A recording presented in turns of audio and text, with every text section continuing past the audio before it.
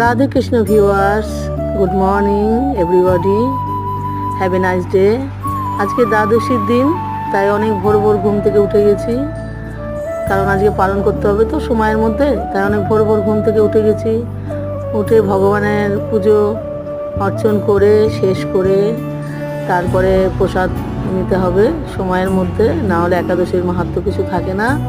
তাই সময় মতন পালন করার জন্য আজ ভোর ভোর সকালবেলাতেই পুজো হয়ে গেছে এবং তার 7টার মধ্যে তারপর আমার স্টুডেন্টরা আসবে পড়তে, এই কারণে সকাল সকালই আজকে সবটা হয়ে গেছে, পুজো হয়ে গেছে। তোমাদের কাছে আমার ভগবানের দর্শন আজকের জন্য রইল।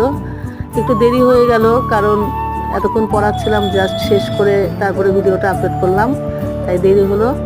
সবাই রাধে রাধে বলো আর আমার ভগবানকে দর্শন করো।